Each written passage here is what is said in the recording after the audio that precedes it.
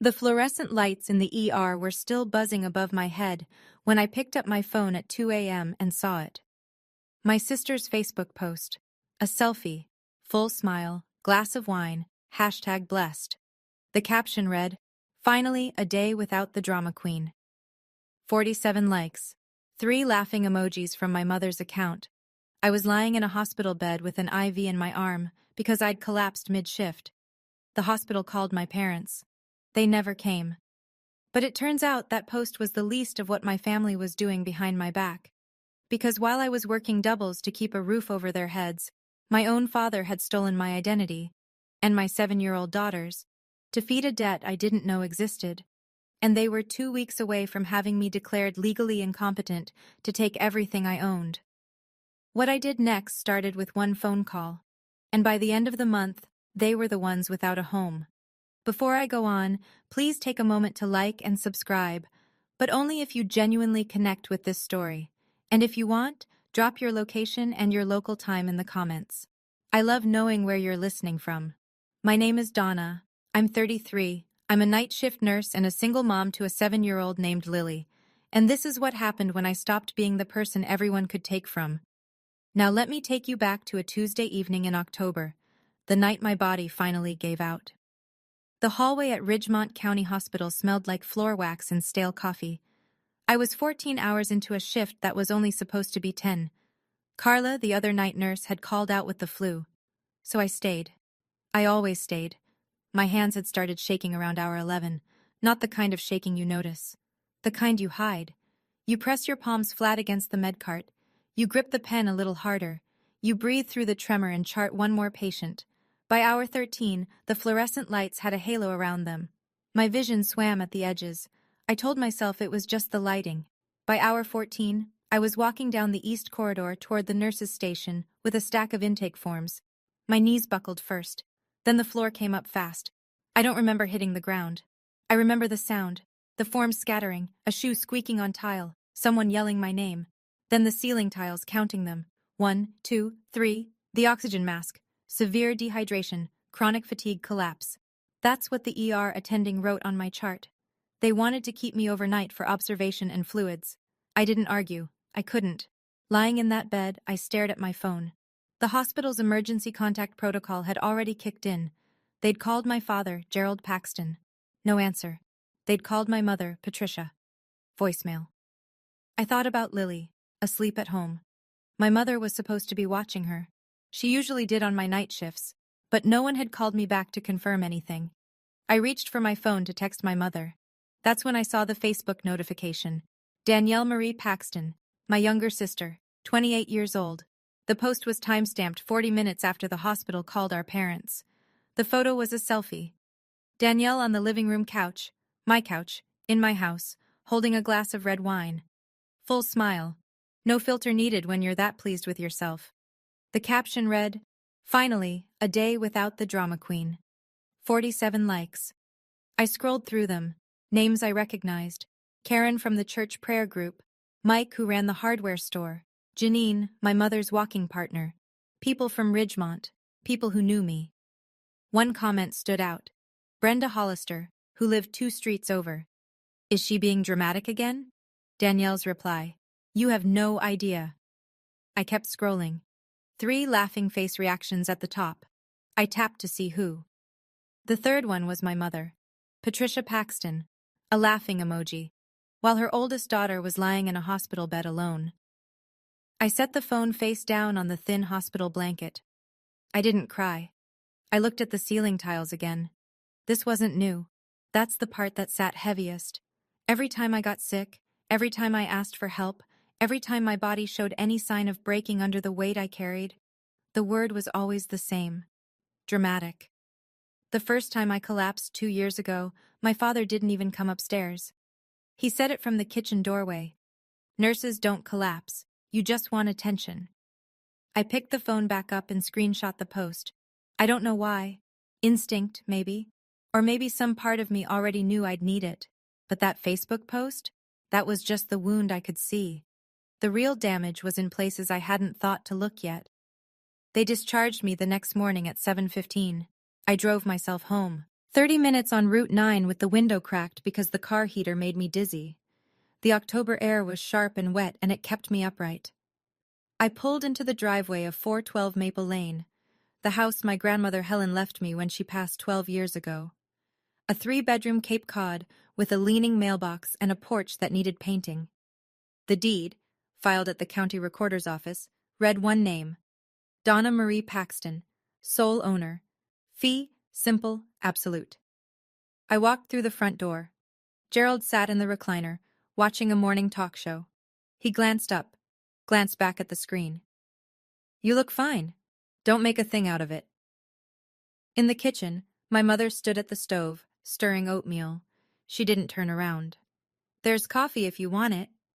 Danielle was on the sofa, scrolling her phone. She didn't look up at all. I stood in the hallway of my own house and waited. 3 seconds, 5. Nobody asked.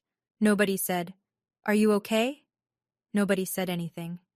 I went upstairs. Lily was sitting on her bed, already dressed for school, her backpack on. She threw her arms around me.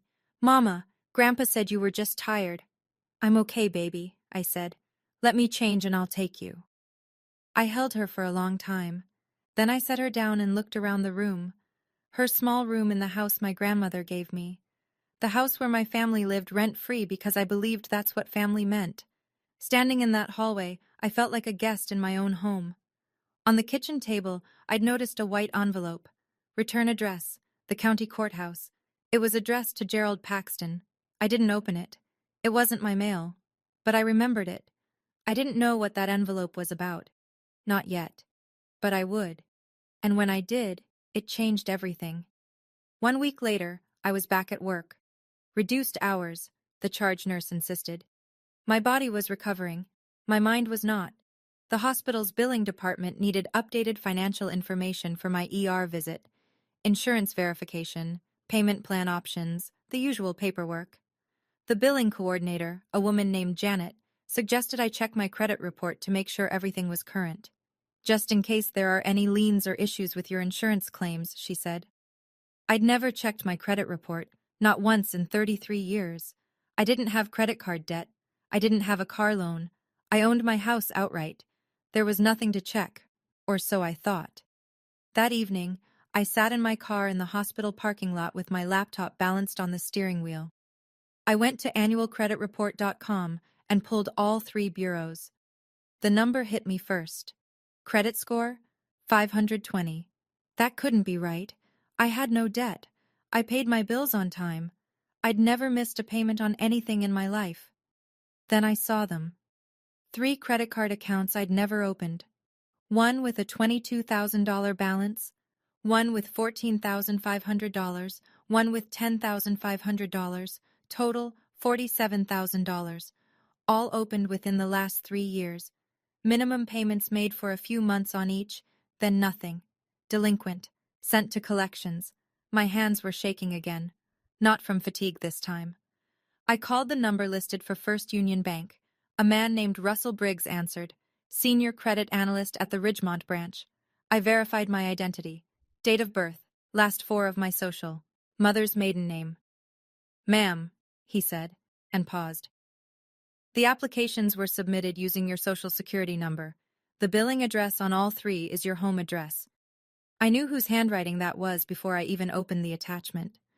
Russell emailed me the scanned applications that night. I opened them sitting in the parking lot of a McDonald's because I didn't want to be in the house when I looked. The signature on the first application leaned hard to the right.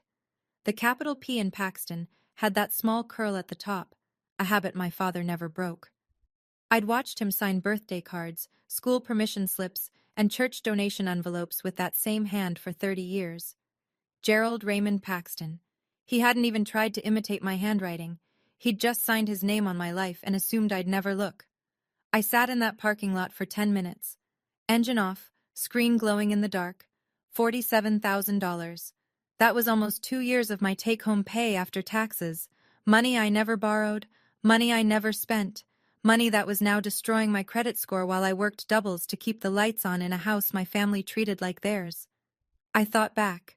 Gerald lost his plumbing job 6 years ago, said his back gave out, filed for disability but got denied. He was home all day after that. I'd see him on the laptop late at night. I thought he was reading the news, watching YouTube, whatever retired fathers did. Now I understood what those late nights were. I picked up the phone and called Maggie Colton. We'd been roommates junior year at Ohio State before she went to law school, and I went to nursing school. She practiced real estate and property law in Grover City, 30 minutes east. We hadn't talked in a few months. I didn't waste time on small talk. Maggie, I need help. I think my father stole my identity. She was quiet for 2 seconds. Then, don't confront him. Don't mention it. Come to my office tomorrow morning. Bring everything. Before she hung up, she said one more thing. Donna, check your daughter's credit too. I froze. That night I waited until Lily was asleep. I tucked the blanket around her shoulders, closed her door halfway the way she liked it, and went to my room. Checking credit for a minor isn't like pulling your own report. You have to contact each bureau directly. Equifax, Experian, TransUnion, with the child's social security number, a copy of their birth certificate, and your ID as the parent. I started the process online. One bureau had a result within the hour. A credit card, opened 6 months ago. In the name of Lily Marie Paxton. Balance, $1,200. I closed the laptop, slowly. I set it on the nightstand and stared at Lily's door down the hall. She was 7. She could barely write her own name in cursive. And someone had used her social security number, a number I kept in a locked file box in my bedroom closet, to open a line of credit. I got up and went to the closet. The file box was there. The lock was intact. But when I opened it, I noticed gaps. My original birth certificate? Gone. My old social security card? Gone. Lily's social security card was still there, but someone had handled the folder recently. The papers were out of order. You can take from me. You can call me dramatic. You can laugh at me on the internet while I'm lying in an emergency room. But you do not touch my child. That is the line. There is no second chance after that line. I didn't go downstairs. I didn't scream. I sat on the edge of my bed and made a list. Credit reports, deed, Lily's birth certificate, scanned signatures, everything Maggie needed, and that envelope from the county court. I still hadn't found out what it said. Maggie's office was above a dry cleaner on Main Street in Grover City. Small town lawyer, small town office. But the woman behind the desk was anything but small. She read through my credit reports in silence, making notes in the margins with a red pen. This is textbook familial identity theft, she said. Federal crime. All 3 applications used your social, your address, and a forged signature.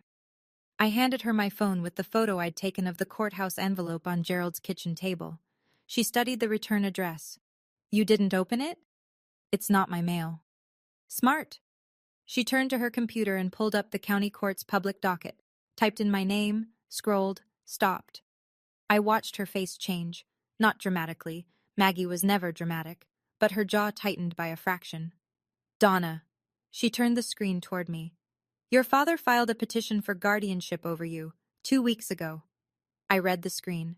Petition for guardianship of Donna Marie Paxton, filed by Gerald R. Paxton. The stated reason. Respondent has a documented history of medical episodes consistent with diminished mental capacity. Under the section for supporting witnesses, one name, Danielle Paxton. The petition was filed 3 days after my last hospitalization. 3 days. They'd been waiting for me to collapse so they'd have fresh paperwork. If this goes through, Maggie said quietly, your father becomes your legal guardian. He controls your finances. He can sell the house. My house. The house my grandmother left to me. The house where Gerald Paxton had lived rent-free for 12 years while stealing my identity and gambling away $47,000 under my name. My own sister signed a sworn statement saying I was mentally unfit. The same sister who posted a selfie while I was in the ER. Maggie told me not to confront him. But that evening, standing in the kitchen of my own house, I needed to see his face when I asked. Not to expose him, just to know. Gerald was pouring coffee, his back to me. The TV murmured from the living room. Dad, have you ever used my social security number for anything? He didn't turn around. What kind of question is that? A straightforward one. He set the pot down, still facing the counter. No. Why would I? I checked my credit today.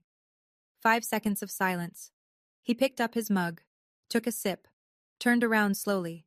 His face was flat, practiced. Credit reports have errors all the time. Don't get worked up. 3 cards, $47,000. His eyes flickered, just for a half second, then steadied. I don't know what you're talking about, and I don't appreciate the accusation. My mother appeared in the doorway. She must have been listening from the hall. What's going on? Gerald cut in before I could answer. She's starting again. Patricia looked at me with that particular expression, the one she wore when she wanted me to feel like the problem. Please don't do this tonight. We just had dinner. I looked at my mother. Did you know? Know what? Donna, you're scaring me. I held her eyes for a long moment. Then I stood up from the table. Okay. I walked to the stairs. I was 4 steps up when I heard it. Gerald's voice, low, almost a hiss, directed at Patricia. She's digging. We need to move faster. He didn't know I could hear, and he didn't know I already knew what they were moving toward. The next morning, I was packing Lily's lunch, turkey sandwich, apple slices, juice box, when my phone rang. Danielle. I answered. Hey. Her voice was soft, concerned.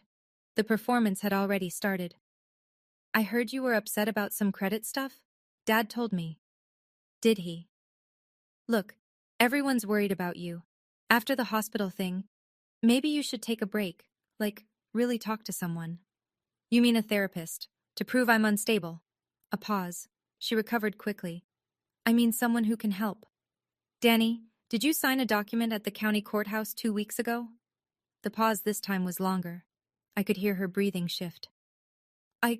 That was just in case. Dad said it was to protect you. Protect me from what? From yourself, Donna. You collapsed at work, twice in 3 years. You can't keep going like this. I closed Lily's lunchbox. Click. I collapsed because I work 70 hours a week to keep a roof over all 4 of you, in my house. It's the family's house. Read the deed, Danny. She hung up. Lily came downstairs with her backpack. Who was on the phone, Mama? Aunt Danny. Is she coming over? No, baby. Let's get you to school. I drove Lily to Ridgemont Elementary and watched her walk through the doors. Then I sat in the car for a minute, gripping the steering wheel. 10 minutes later, Gerald called. I let it ring through to voicemail. His voice was tight, controlled, the way it got when he was cornered. You need to stop this nonsense, girl. I'm your father. Everything I've done is for this family. If you push this, you won't have a family left. And I already told Pastor Avery we're having a family meeting Sunday. To sort this out. Together, the way families do. I saved the voicemail. I was going to need it. 2 days later, I was back in Maggie's office. She had the deed spread out on her desk beside a property title search she'd run overnight. Donna Marie Paxton, sole owner, fee simple absolute, she read aloud.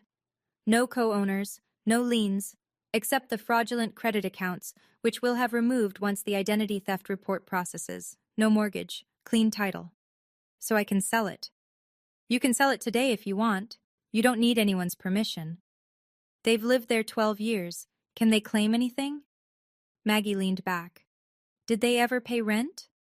No. Is there a lease, written or verbal agreement? No, they're my parents. I just let them stay. Then legally, they're licensees. You can revoke that license with 30 days written notice. Ohio law doesn't require more than that for non-tenants without a lease. I sat with that for a moment. 12 years of open doors, and legally, they had less right to that house than a month-to-month renter. Maggie gave me the name of a realtor in Grover City, not Ridgemont, where gossip traveled faster than the mail. I met her the following afternoon. Her name was Lynn Draper. She walked through 412 Maple Lane while my family was out. Gerald at his Tuesday card game, Patricia at the church, Danielle at work. Lynn took photos, measured rooms, and checked the roof from the driveway. I'd listed at 185, she said. Solid neighborhood, good bones.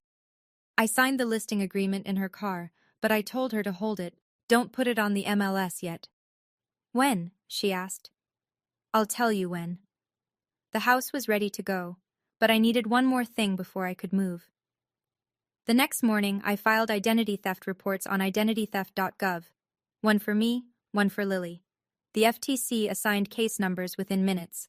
I printed the confirmations and drove to the Ridgemont Police Department.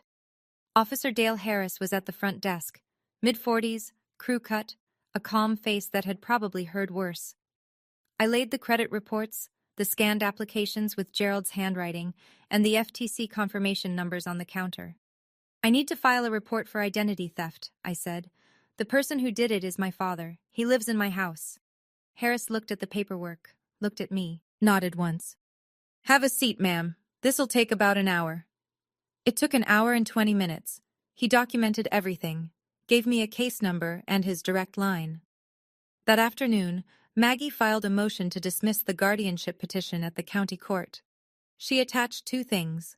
First, a letter from my personal physician, Dr. Annette Rourke, confirming that my hospitalizations were caused by physical exhaustion and dehydration, not mental illness, not cognitive impairment, not diminished capacity.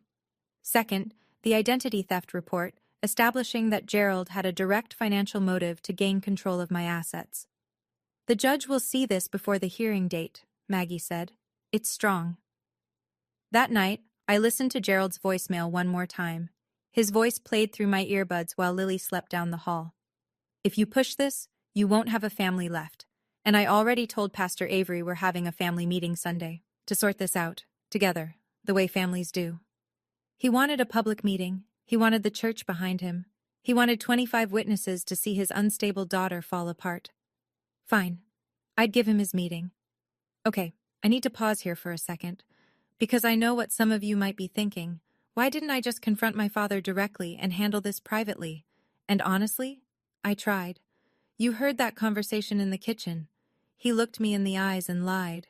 My mother pretended she didn't understand. My sister told me I needed professional help, the same sister who signed a court document to have me declared incompetent. So let me ask you this. If your father opened a credit card under your 7-year-old daughter's name, would you keep it in the family? Tell me in the comments. Now, back to the story, because Sunday was coming. Sunday came cold and bright. Ridgemont Community Church sat at the end of Oakwood Drive, white clapboard, narrow steeple, a gravel parking lot that crunched under every tire. I'd been baptized there. Lily had been baptized there. My grandmother Helen's funeral had been held in the front pew 12 years ago. After the morning service, Gerald stood up near the coffee table in the fellowship hall and announced that the family was hosting a potluck gathering.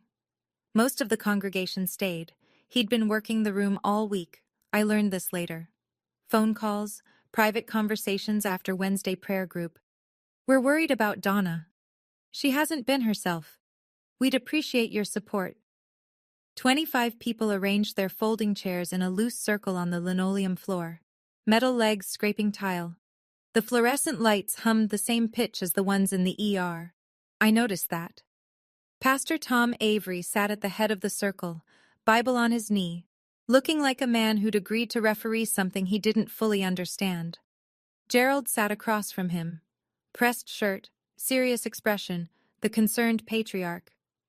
Patricia was beside him, eyes already red, tissue in her hand, ready. Danielle sat to their left, arms crossed, jaw tight. I walked in with Lily. She was carrying a coloring book and a box of crayons. I found 2 chairs near the door and sat down. 25 faces turned toward me, some with sympathy, some with curiosity, a few with the particular look people get when they've already decided what they're seeing. Gerald cleared his throat and stood.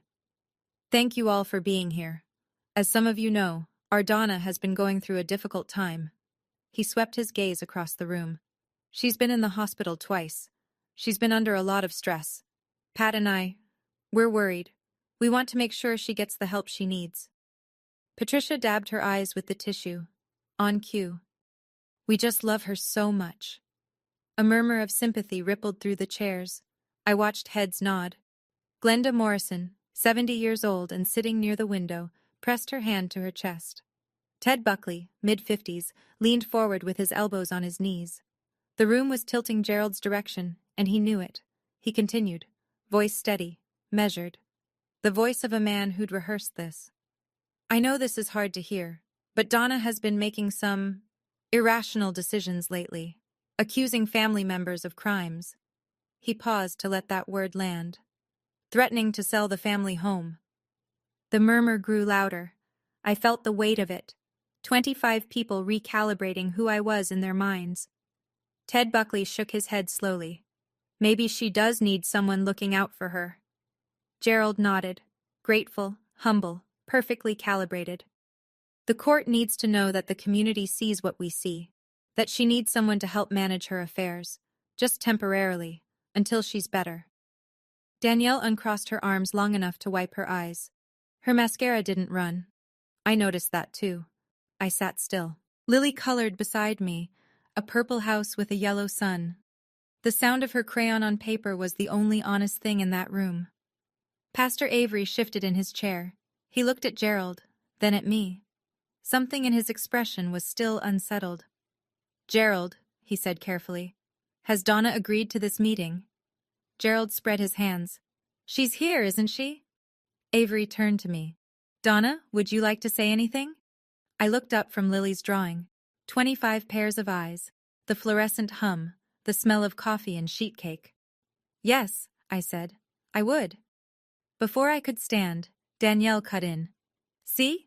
She turned to the room, palms up. She's doing it again, making everything about her. Patricia let out a small sob, louder than the last one. I can't watch my daughter destroy herself. Gerald seized the momentum. He turned his back to me and faced the circle, voice dropping to that low, steady register he used when he wanted to sound like the reasonable one. This is exactly what we're talking about. She can't handle basic conversations without getting confrontational. We're not trying to hurt her. We're trying to help. Murmurs of agreement. A woman from the prayer group, Karen Dietrich, reached across and squeezed Patricia's hand. You're doing the right thing, Pat. Ted Buckley nodded again. Seems like it's been building for a while. I looked around the room. 25 people who had known me my entire life, who had watched me grow up in this church. And they were looking at me the way you look at someone who's slipping, with pity and distance and relief that it's not them. Glenda Morrison caught my eye from the window. Her face was harder to read. She wasn't nodding. I looked down at Lily. She'd finished the purple house and was starting on flowers. Green stems, red petals, her tongue poking out in concentration. Every second I stayed quiet, it worked. Gerald's version became the truth by default. The concerned father, the unstable daughter, the family just trying to help. I'd spent 33 years being quiet, being manageable, being the one who absorbs and adjusts and makes no trouble. That was the version of me they'd built this trap around. I stood up. I didn't raise my voice. I've learned that the quietest person in the room is usually the one holding the truth. I reached into my bag and set a manila folder on the table in front of me. The room went still, not silent. You could hear the coffee maker gurgling in the corner, Lily's crayon on paper, the faint creak of a folding chair, but every voice stopped.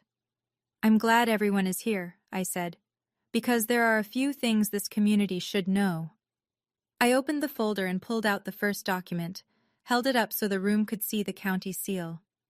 This house, the house my family lives in, is mine, sole owner. My grandmother Helen left it to me 12 years ago. This is the deed. I set it flat on the table. My name, only my name. Gerald's mouth opened. Nothing came out. My father, my mother, and my sister have lived in my house rent-free for 12 years. I never asked for $1. I pulled the next page. The credit report, all 3 bureaus highlighted in yellow where the fraudulent accounts appeared. 3 credit cards were opened in my name without my knowledge or consent. Total debt, $47,000. I set down the scanned applications beside the report. The signatures on these applications are my father's handwriting. A sound moved through the room, not a gasp exactly, but the collective inhale of 25 people recalculating what they thought they knew. Gerald stood. That's a lie. The bank confirmed it, I said. I have a case number from the FTC and a police report on file with the Ridgemont Police Department. I reached into the folder one more time. And 6 months ago, someone opened a credit card in the name of my 7-year-old daughter. $1,200. Glenda Morrison's hand went to her mouth. Pastor Avery turned slowly and looked at Gerald. The room had shifted. I could feel it, like the air pressure dropping before a storm. People who'd been leaning toward Gerald were sitting upright now. Karen Dietrich had pulled her hand away from Patricia's. I wasn't done. But that's not all my father has been doing. I kept my voice level. No tremor, no anger, just facts. 2 weeks after my last hospitalization, he filed a petition at the county courthouse to have me declared legally incompetent. I set the printed copy of the docket entry on the table. Public record. Maggie had obtained it from the court clerk. If this petition went through, my father would become my legal guardian. He would control my finances. I looked directly at Gerald. He could sell my house, the house he doesn't own, to pay debts he took out in my name.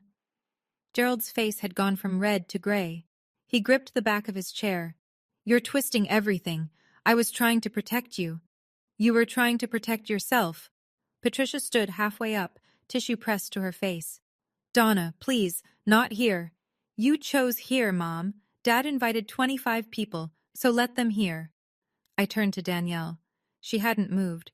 Her arms were crossed so tightly her knuckles were white. And my sister signed this petition as a witness, stating under oath that I was mentally unfit. I held the page up so the room could see her signature. Tell them, Danny. Tell them how much Dad promised you from the sale. Danielle's mouth worked, but no sound came out. She looked at Gerald. He didn't look back. She looked at the floor.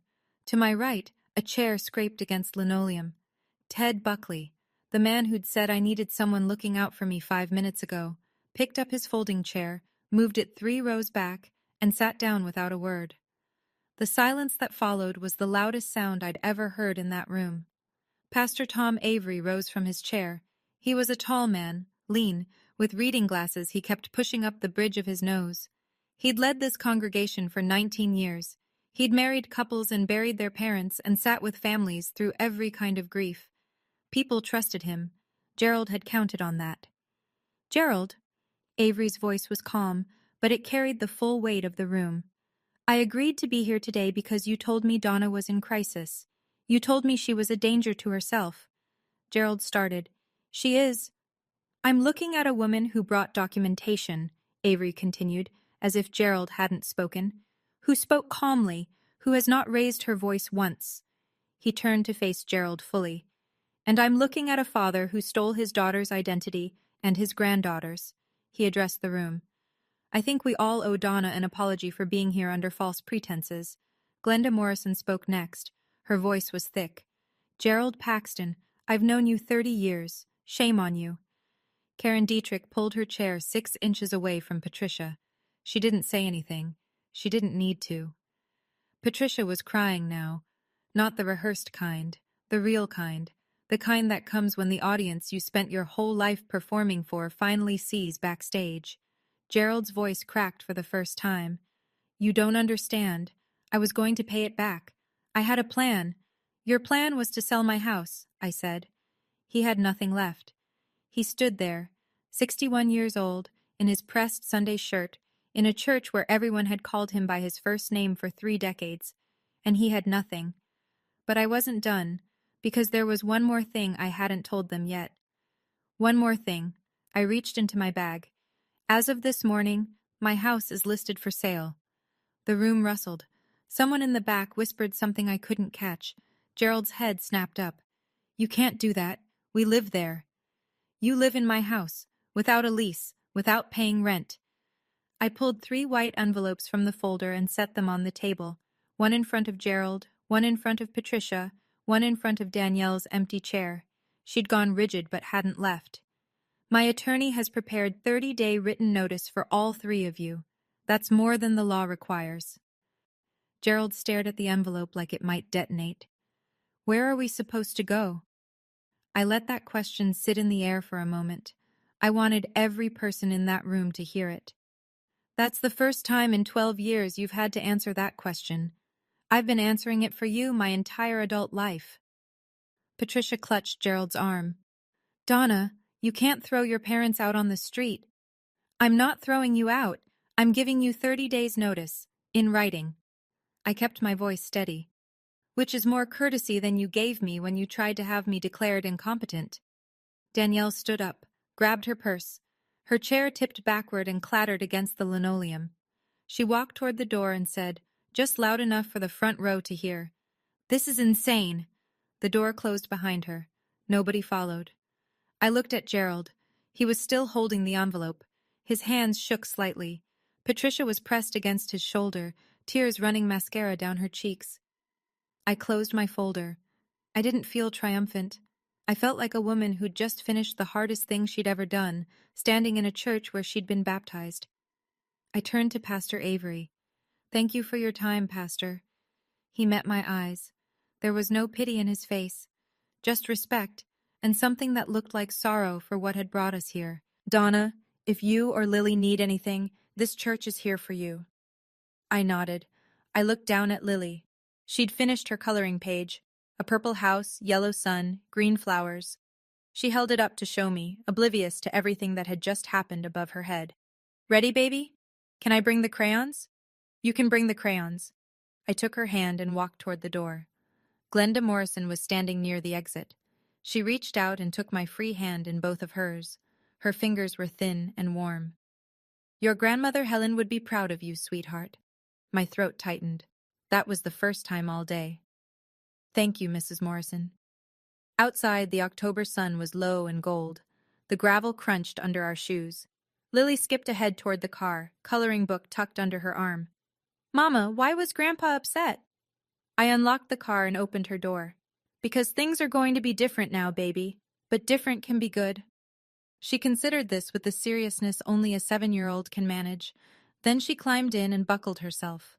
I sat in the driver's seat, started the engine, pulled out of the parking lot. I didn't feel victorious. I felt tired. But it was a different kind of tired. The kind that comes after you finally set down something you've been carrying too long. My phone buzzed. A text from an unknown number. "Donna, this is Ted Buckley. I owe you an apology. I had no idea. If you need a reference for anything, work, housing, you call me." I put the phone down and drove. I want to pause again for just a moment, because I know this part of the story hits differently depending on where you're sitting. If you've ever had to hand an eviction notice to your own parent, or even just imagined what that would feel like, you know the weight of it. I didn't enjoy it. I didn't plan some dramatic speech. I just stopped absorbing what was never mine to carry. Here's what I want to know from you. Do you think 30 days was too generous for people who tried to have me declared incompetent? Or should I have given them more time? Tell me in the comments. Okay, let me tell you what happened after that Sunday. The week after the church meeting, things moved fast, but through channels, not chaos. Maggie called on Thursday. The judge had reviewed her motion to dismiss the guardianship petition. He'd seen the identity theft report, the FTC case numbers, Dr. Rourke's medical letter confirming my full cognitive and legal capacity, and the documented financial motive Gerald had for seeking control of my assets. The petition was dismissed without a hearing. The judge added a note to the file. Petitioner appears to have a significant conflict of interest. That same week, Officer Harris at the Ridgemont PD called to confirm the investigation was active. Gerald had been summoned for a formal interview at the station. He hired an attorney, the same cut-rate lawyer from the next county who'd helped him file the guardianship papers. That attorney, after reviewing the evidence Maggie had compiled, withdrew from the case within 48 hours. The fraudulent credit accounts under my name were frozen by all 3 bureaus. The dispute process would take 2 to 3 months, but Russell Briggs at First Union confirmed I would not be held liable for the $47,000. The account opened under Lily's name was closed immediately. Her credit file was wiped clean. Gerald called me on a Wednesday evening. His voice was different, stripped of the authority, the posture, the practiced calm. He sounded like a man standing at the edge of something he couldn't talk his way out of. "Donna, please. I'm going to jail. I'm your father." I was standing in the kitchen, washing Lily's dinner plate. I held the phone against my ear and watched the soap bubbles slide off the ceramic. "You should have thought about that before you stole from your granddaughter." I hung up. I finished the dishes. I dried my hands. and I felt nothing that needed forgiving. The social fallout in a small town doesn't arrive all at once. It seeps, like water finding cracks in a foundation. Patricia tried to attend Wednesday prayer group the following week.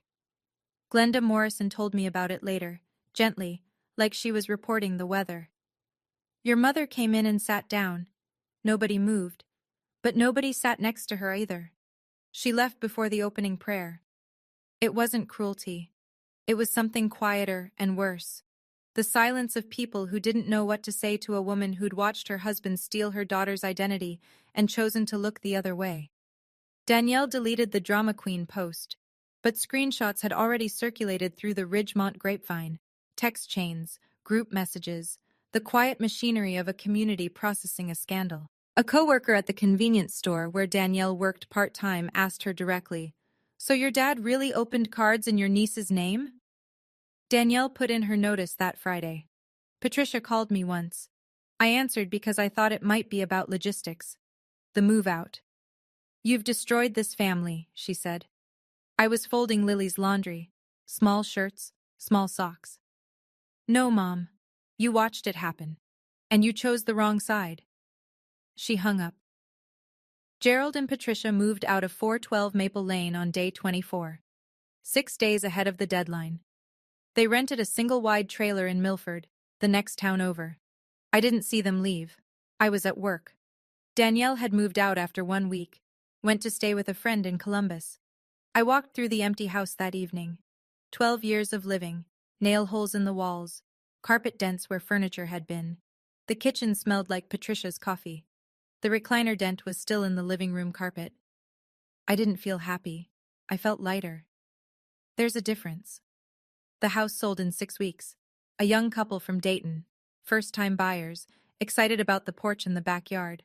They offered $178 and I accepted. After closing costs, realtor commission, and Maggie's legal fees, I walked away with just under $150,000. Not a fortune, but more than I'd ever had in one place. I used it carefully. First, paid off my hospital bills in full. Second, put down a deposit on a 2-bedroom apartment in Grover City, close to Maggie's office, close to a good elementary school for Lily, 30 minutes from Ridgemont, but far enough that the air felt different. Third, opened a 529 education savings account in Lily's name, real this time, in her name, for her future, with only my signature on it. Lily started at the new school on a Monday. She wore her purple backpack and held my hand across the parking lot. That afternoon, she came home and looked around the apartment. Small kitchen, narrow hall, her bedroom barely big enough for the bed and a bookshelf. "This apartment is smaller, Mama." "I know, but it's ours. Really ours." She thought about that for a second. Then she went to her room and started taping her drawings to the wall. I transferred to the day shift at a hospital in Grover City. The pay was slightly less, but I slept every night. I ate dinner with my daughter. I watched the sun go down from a window that belonged to no one but me. A week after we moved, a letter arrived. No return address. Inside, a $50 gift card to Target and a handwritten note on pale blue stationery. Helen told me once, "That girl will know when it's time to stand up." She was right. Glenda. I read it twice. Then I put it in the drawer beside my bed, where I keep the things that matter. 3 months later, the world looked different from the inside out. Gerald accepted a plea deal. The district attorney charged him with 1 count of identity theft, a felony under Ohio law, given the amount and the fact that one victim was a minor. His attorney negotiated it down: 2 years probation, mandatory financial counseling, full restitution, though with Gerald's income, that would take years. A permanent criminal record. He didn't go to prison. He was 61, first offense, and the DA's office had bigger cases. But the record followed him. When he applied for a part-time maintenance job at a motel in Milford, they ran a background check. He didn't get it. He eventually found work stocking shelves at a farm supply store 20 miles away. Patricia stayed with him. I wasn't surprised. She'd chosen that side a long time ago. I heard through Glenda that Patricia told people at her new church, a different one in Milford, that I'd had a breakdown and turned on the family. Some people believed her. Some didn't. It didn't matter to me anymore. Danielle never called. I never called Danielle. There was no tearful reconciliation. No scene at a coffee shop where we hugged and cried and promised to do better. Sometimes that's how it ends. Not with a door slamming, but with a door that simply stays closed. I didn't hate them. Any of them. Hate requires energy I'd rather spend elsewhere. On Lily's homework, on my patience, on the small garden I started on the apartment balcony. Cherry tomatoes and basil. Lily watered them every morning before school. I don't carry them anymore. That's the truest thing I can say. I set them down, and my arms remember what it feels like to be empty and free. I want to tell you what I learned, not as advice, just as what happened to me. I learned that the people who call you dramatic are usually the ones doing the most damage. Because if they can make you doubt your own reaction, they never have to answer for their actions. Every time I got sick, every time I was tired, every time I asked a question, dramatic. It's a word designed to make you smaller. And I spent years letting it work. I learned that owning something on paper means nothing if you don't protect it. I owned that house for 12 years and never once acted like it was mine. I let people live in it rent-free, let them rearrange the furniture, let them call it the family house, until I almost believed it too. Generosity without boundaries isn't generosity. It's an open door with no lock. I learned that checking your credit report, and your child's, is not paranoid. It's not dramatic. It's parenting. If I had looked 3 years earlier, I would have caught the first card. If I had looked 6 months earlier, Lily's name would never have been touched. I check it every quarter now. It takes 10 minutes. And I learned that family is not a word that gives anyone the right to steal from you, lie about you, or try to take your freedom. Blood is not a contract. Love is not a lease. And the people who use the word family to keep you quiet are usually the ones with the most to hide. Setting a boundary is not revenge. It's the first step toward peace. Lily asked me last week if she'd ever see Grandpa again. I told her the truth. I don't know, baby, but I know you're safe. She nodded, picked up her crayon, and went back to drawing. That was enough. It's a Tuesday evening. The apartment is quiet. Lily sits at the kitchen table, bent over a sheet of white paper with her crayons spread around her like a tiny artist's studio. I'm at the sink, washing the last of the dinner plates. The window above the faucet looks out over the parking lot, and beyond it, a row of maple trees just starting to turn. Mama, look. I dry my hands and walk over. She holds up the drawing. 2 people standing in front of a small house. The taller one has brown hair and is smiling. The shorter one is holding the taller one's hand. There are flowers in the yard, red and purple, and a yellow sun in the corner with rays that extend to the edges of the page. That's us, Mama. It is. She goes back to adding details. A cat, apparently. We don't have a cat, but in Lily's world we do, and that's fine. I go back to the sink. The water runs warm over my hands. My grandmother Helen used to say something. She'd say it while she was hanging laundry or shelling peas or doing the 100 small things that held a house together. She'd say, "A house is just walls, Donna. Home is who you protect inside them." I spent 12 years protecting the wrong people inside the wrong walls. I made excuses for people who wouldn't make room for me. I called it love. I called it duty. I called it family. Now I have 2 rooms, a daughter who draws pictures of us, and a door I lock every night. Not because I'm afraid, but because for the first time, what's inside is truly mine. My father asked, in that church fellowship hall, in front of 25 people, "Who's dramatic now?" I didn't answer him then. But I'll answer now. No one. Because I don't live in his story anymore. I live in mine. Thank you for staying with me through all of it. If this story meant something to you, if it reminded you that you have the right to protect yourself and the people who depend on you, I'd appreciate it if you hit that like button. And if you're not subscribed yet, I'd love to have you here. I read every comment, and I want to hear from you. Has anyone in your family ever crossed a line you thought they never would? What did you do? Or what do you wish you'd done? There's another story waiting for you in the description. I think you'll understand exactly why I chose it. Take care of yourselves, and take care of your boundaries.